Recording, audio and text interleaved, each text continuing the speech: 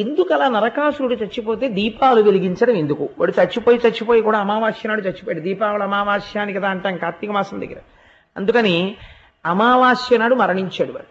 దీని వెనకాతల ఉండేటటువంటి రహస్యాన్ని మీరు జాగ్రత్తగా అర్థం చేసుకునే ప్రయత్నం చెయ్యండి. నరకాసురుడు అన్నవాడు ఎక్కడ ఉంటాడు అంటే, నరకాసురుడు అన్నవాడు ఎక్కడో ఉండడు, ఇక్కడ ఉంటాడు. అదేమిటంటే అలా అన్యాయంగా మాట్లాడారు ఇంత విన్న తర్వాత అని మీరు అనుకోకండి. నరకాసురుడు అంటే, నరకాసురుడు ఎవరికి జన్మించాడు?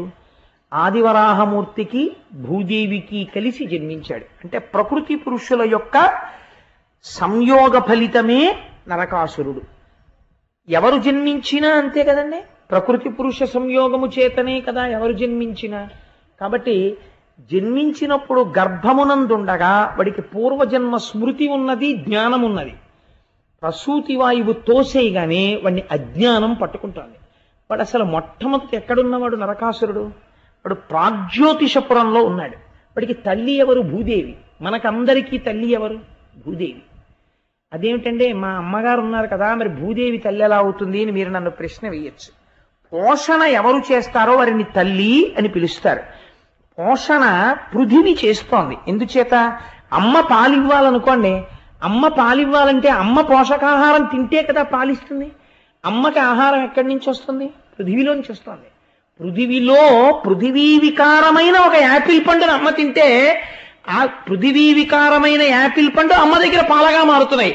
ఆ పాలు పృథివీ వికారమైన ఈ శరీరం పుచ్చుకుని మళ్ళీ ఇంకొంచెం పృథివీ వికారంగా పెరుగుతోంది, పెద్దదవుతోంది. కాబట్టి ఇప్పుడు అందరినీ పోషించేది ఎవరు? అమ్మ పోషిస్తోంది. కాబట్టి భూదేవి అమ్మ. వీడేమన్నాడు? నాకు అమ్మ ఎవరో తెలియడం లేదు అన్నాడు.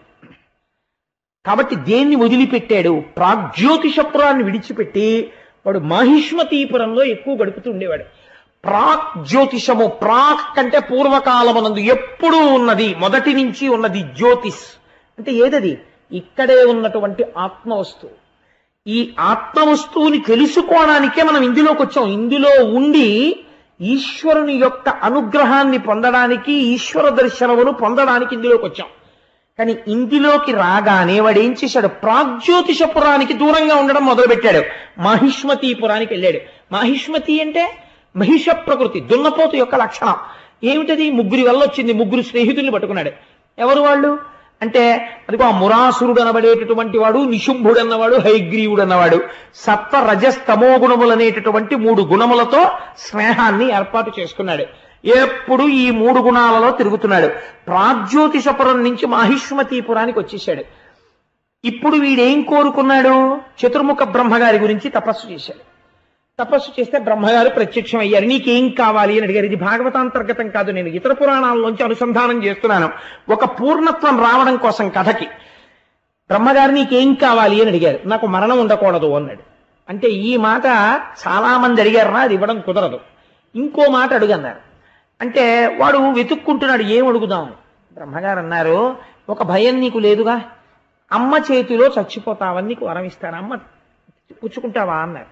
అంటే వాడనుకున్నాడు, అమ్మకి పెంచడం తెలుసు తప్ప అమ్మకి చంపడం తెలియదు కదా, కాబట్టి నాకు చావు లేదని అలాగే ఈ వరం అన్నాడు.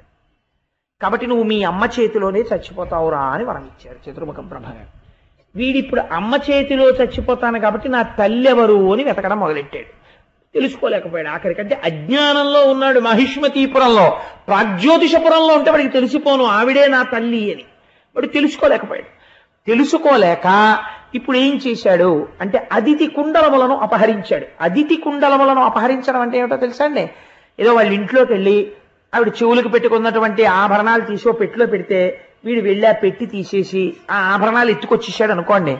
అది అంత పెద్ద విశేషం పురాణంలో చెప్పుకుని పోతనగారు ఆంధ్రీకరించవలసిన విషయమును నేను మీకు చెప్తే మీరందరూ వినవలసిన విషయం ఏమిటండి? అదితి కుండలములను అపహరించుట అంటే ఏమిటో తెలుసా? దితి అంటే ఖండం, అదితి అంటే ఖండము కానిది, అంటే ముక్క కానిది. ముక్క కానిది ఏది చెప్పండి? ఆకాశం. మీరు ఇప్పుడు ఈ తివాచీను ముక్క చేస్తానన్నారు అనుకోండి, చేయగలరు. లేకపోతే నీటిని 2 ముక్కలు చేస్తాను అన్నారు అనుకోండి, చెయ్యొచ్చు. ఐస్ కింద చేసి విడగొట్టచ్చు. కానీ మీరు ఆకాశాన్ని ముక్కలు చెయ్యండి, మీరు చేయలేరు ఆకాశాన్ని. ఆకాశం ఎప్పుడు ఏకత్వంతోనే ఉంటుంది. అదితి అంటే ఖండము కానిది, ఖండము కానిది ఆకాశము. ఇప్పుడు ఈ ఆకాశానికి రెండు కుండలాలు ఉన్నాయి ప్రకాశిస్తూ. ఏమిటవి? సూర్యుడు చంద్రుడు. ఈ సూర్యచంద్రులు ఇద్దరు గమనము కదులుతుంటారు. సూర్యచంద్రులు కదిలితే ఏమవుతుంది? మన ఆయుర్దాయం తగ్గిపోతుంది. సూర్యోదయం అయిందనుకోండి, నా ఆయుర్దాయం కొంత వెళ్ళిపోయినట్టే. రేపటి సూర్యోదయం అయిపోయిందనుకోండి, నా ఆయుర్దాయంలో 12 గంటలు వెళ్ళిపోయింది. రేపు సూర్యాస్తమయం అయిందనుకోండి, నా ఆయుర్దాయంలో ఇంకో 12 గంటలు వెళ్ళిపోయింది. చంద్రోదయ చంద్రాస్తమయములు, సూర్యోదయ సూర్యాస్తమయాల్లో ఆయుర్దాయం వెళ్ళిపోతోంది. వీడేమంటున్నాడు?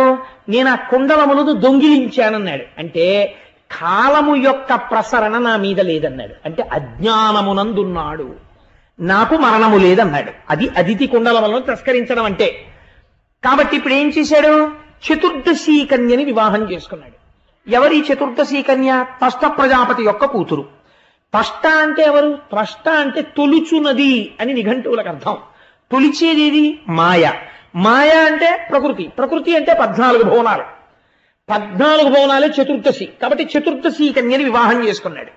అంటే 14 భువనములు మాయకి చిక్కి ఈ భోగభాగ్యాలన్నీ శాశ్వతం అనుకున్నాడు. కాబట్టి ఇప్పుడు ఏమైంది? త్వష్ట ప్రజాపతి యొక్క కుమార్తె అయిన 14 భువనములను తనదనుకుంటున్నాడు. అనుకుని ఈ చతుర్దశి తనది తనది అన్నాడు. అని అనేక మంది రాజుల దగ్గరికి వెళ్ళాడు. వెళ్ళిన చోటల్లా వాడు చేసినటువంటి చమత్కారమైన పని ఏమిటో తెలుసా అండి? నరకాసురుడు ఆ రాజుని చంపడం, ఆ రాజుల పిల్లల్ని తీసుకురావడం. మీకు రావణాసురుడి ప్రకృతిలో వాడు కొంతమందిని చెరబట్టాడు, కొంతమందిని అనుభవించాడు. నరకాసురుడి యొక్క ప్రకృతి ఏమిటో తెలుసా అండి? వాడు ఏ స్త్రీని వాడు అనుభవించలేదు. 16,000 మంది కన్యల్ని తీసుకొచ్చి కారాగారంలో పెట్టాడు. నరకాసుర వధ అయిపోయిన తర్వాత కృష్ణ పరమాత్మ అంతఃపురంలోకి వెళ్ళాడు. ఈ 16,000 మంది కృష్ణుణ్ణి చూసి ఈయన్ని మనం భర్తగా పొందితే బాగుండును అనుకున్నారు. 4 దంతాల ఏనుగులు 2 దంతాల ఏనుగులు ఎక్కించి వీళ్ళందరినీ ఆయన ద్వారకా నగరానికి పంపించేసి ఇంద్రుడి దగ్గరికి వెళ్ళి వచ్చిన తర్వాత ఈ 16,000 మందికి 16,000 అంతఃపురాలు కట్టి 16,000 మందిని ఏకముహూర్తమునందు 16,000 రూపాలతో వివాహం చేసుకున్నాడు. ఒకే కృష్ణుడిగా కనపడుతూ. ఇప్పుడు ఎంతమంది భార్యలయ్యారు? ఇందాక 8, ఇప్పుడు 16,000. వీడు తెచ్చిన 16,000 ఎందుకు పనికొచ్చాయంటే కృష్ణుడికి పెళ్లాలు చేయడానికి పనికొచ్చాయి. అంతే కదండి. ఈ 16,000 మందిని వీడి జీవితం అంతా కలిపి తెచ్చి చెరసాలలో పెట్టాడు. 16,000 మందిని తీసుకొచ్చి చెరసాలలో పెట్టడము అంటే ఏమిటో తెలుసా అండి? ఈశ్వరుడు షోడశ కళా ప్రపూర్ణుడు. 16 కళలు ఉంటాయి. ఆ 16 కళలు ఏవని చెప్తారో తెలుసా? పృథివి, ఆపస్, తేజో, వాయు, ఆకాశము, అన్నము, వీర్యము, మంత్రము, తపస్సు, మనస్సు, ప్రాణము, శ్రద్ధ, లోకము, నామము, కర్మ. ఈ 16ంటికి కలిపి 16 కళలని పేరు. ఈ 16గా ఈశ్వరుడు కనపడితే సకల అని పిలుస్తారు. ఈ 16 లేకుండా నిర్గుణుడుగా ఆత్మగా కనపడితే నిష్కళ అని పిలుస్తారు. ఇప్పుడు వీడేం చేశాడు? ఈ 16 ఈశ్వరుడు యొక్క కళలివి. పృథివీ మనం సృష్టించలేదు, వాయువు మనం సృష్టించలేదు, నీరు మనం సృష్టించలేదు. కానీ ఇవన్నీ నావి నావి అన్నాడు. చెరసాలలో బంధించాడు. నాకు మృత్యువు లేదు, ఇవన్నీ నావి అన్నాడు. ఇవన్నీ ఈశ్వరుడివి అనలేదు. 16 కళలని రకరకాలుగా నామనుకోవడమే 1000 అంటే అనంతమని పేరు సంస్కృతంలో. అందుకే ఎవరికి చెప్పినా 1000 నామాలే. విష్ణు సహస్రం, లలితా సహస్రం, లక్ష్మీ సహస్రం. ఎవరికన్నా సహస్రం మించి ఉండడం ఏంటి అంటే సహస్రం అని ఎందుకంటారంటే అనంతం. ఆ నామాలు ఇంకంతకన్నా చెప్పలేం. ఎన్ని నామాలు ఆయన నామాలే. సహస్రం అంటే 16,000 అయ్యాయి.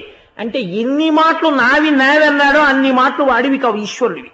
ఈ 16 కళలు 16,000 మంది కన్యలు. వాళ్ళు ఎవరికి చెందినవారు? ఈ 16 మనవి కావు, ఈ 16 ఈశ్వరుడివి. రామకృష్ణ పరమహంసని ఒక శిష్యుడు అడిగాడు, భగవంతుడు ఎప్పుడైనా పకపక పకపక అని అవుతాడా అండి అని అడిగాడు. అడిగితే రామకృష్ణ పరమహంస అన్నారు, నవ్వకపోవడం ఏమిటి? ఆయనకి ఉదయం సబ్ రిజిస్ట్రార్ ఆఫీస్ తెలిసిన దగ్గర నుంచి రిజిస్ట్రార్ ఆఫీస్ క్లోజ్ చేసేసే వరకు ఆయనకి అదే పని నవ్వుతాడట. రిజిస్ట్రార్ ఆఫీస్ తెరవడానికి, రిజిస్ట్రార్ ఆఫీస్ క్లోజ్ చేయడానికి భగవంతుడు నవ్వడానికి సంబంధం ఏమిటండి అని అడిగారు. అడిగితే రిజిస్ట్రార్ ఆఫీస్ తెరిస్తే ఏం చేస్తాం మనం కొనుక్కున్న భూమిని రిజిస్ట్రార్ గారిని తీసుకొచ్చి ఇదేనండి ఇక్కడ 400 గజాలు కొనుక్కున్నానని పెట్టి కొలిచి చూపిస్తాం. భూమిని కొనుక్కున్నవాడు కొలిచినప్పుడల్లా ఈశ్వరుడు పకపక నవ్వుతాట. ఇలా ఎంతమంది కొలిచారో రో ఇప్పటికీ, ఈ కొలిచిన వాళ్ళందరూ వెళ్ళిపోయాడు, వీరోడు పోయిందాడు మళ్ళీ పట్టుకుని వాళ్ళ అని నవ్వుతుంటాట ఆయన పకపక. అందుకని భూమి నీదా, వాయువు నీదా, జలం నీదా, ఏది నీది?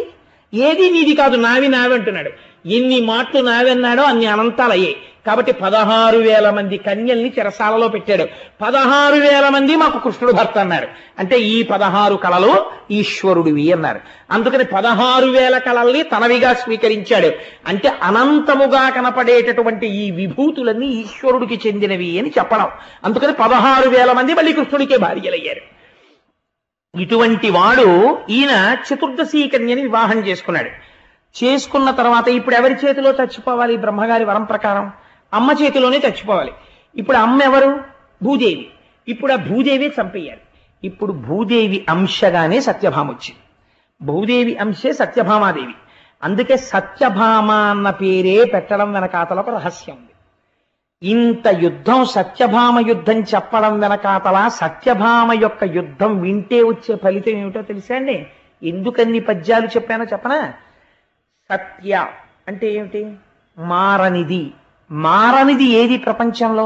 పరమేశ్వరుడు ఒక్కడే, బ్రహ్మం ఒక్కటే మారదు. మిగిలినవన్నీ మారిపోతుంటాయి. ఇవాళ ఉన్నది రేపు ముసలిదైపోతుంది. ఇవాళ ఉన్న నల్ల వెంట్రుక రేపటికి తెల్ల వెంట్రుక అయిపోతుంది. ఇవాళ ఇంతే ఉన్న వెంట్రుక రేపటికి పొడుగు అవుతుంది. ఇవాళ పొడుగైన వెంట్రుక కత్తిరించేస్తే రేపటికి పొట్టి అయిపోతుంది. అన్నీ మారుతాయి. మారని వాడు ఈశ్వరుడు ఒక్కడే. మారని ఈశ్వరుణ్ణి ఆధారం చేసుకుని మారుతుంటుంది జగత్తు. మారని వాడు సత్యమైతే ఆ సత్యము యొక్క కాంతి, మా సంపద. ఆ సత్యము యొక్క కాంతి వలన వచ్చే సంపద మీకు ఎక్కడ కనపడుతుందో తెలుసా అండి? భూమిలో కనపడుతుంది. ఎలా?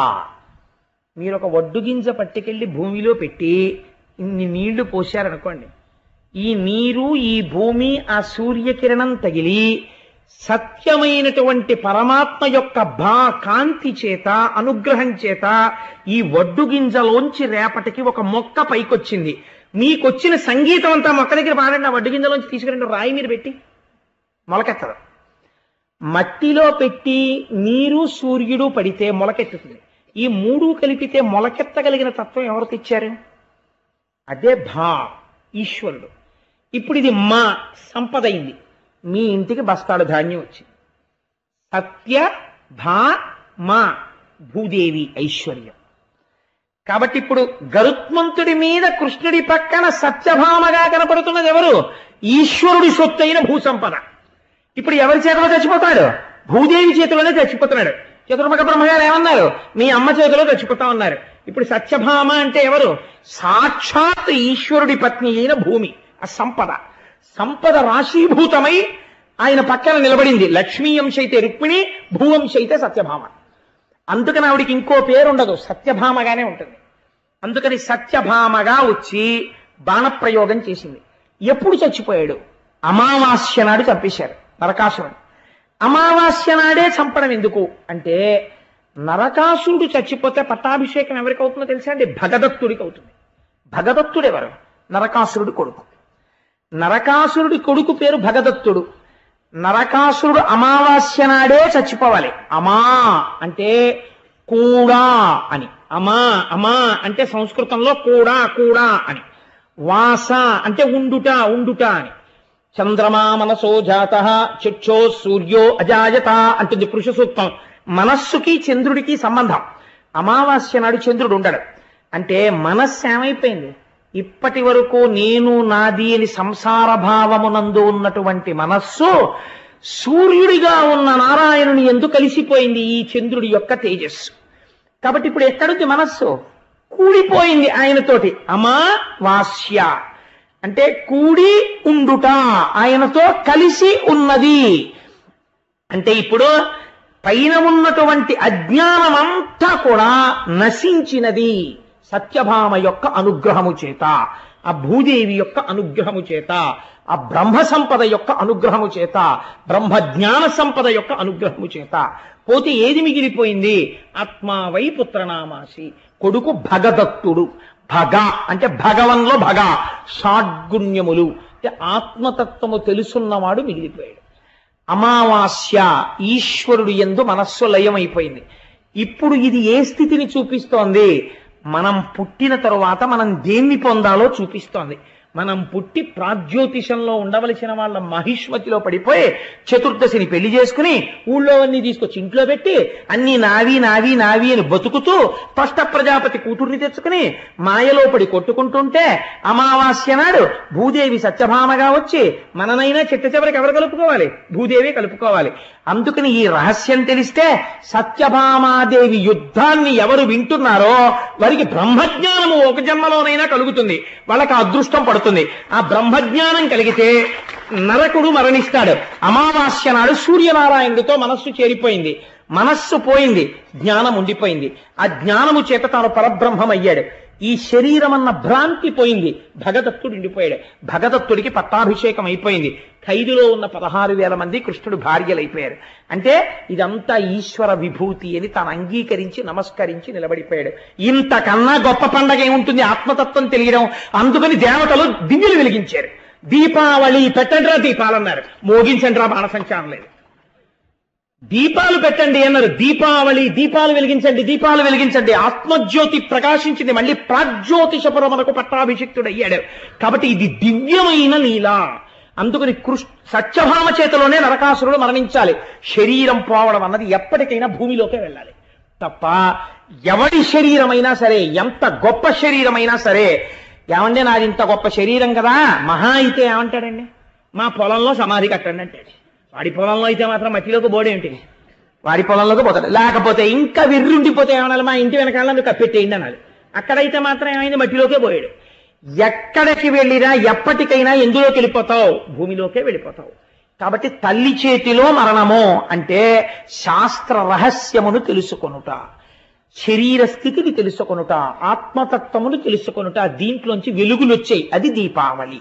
అందుకని దీపములు వెలిగించారు అని నరకాసుర వధ వెనక మన జన్మ వృత్తాంతాన్ని, మన ప్రస్థానాన్ని పెట్టి, అందుకని ప్రాగ్జ్యోతిషమని చెప్పి దీపావళి పండగ ఎప్పటికీ చేయవలసినదే.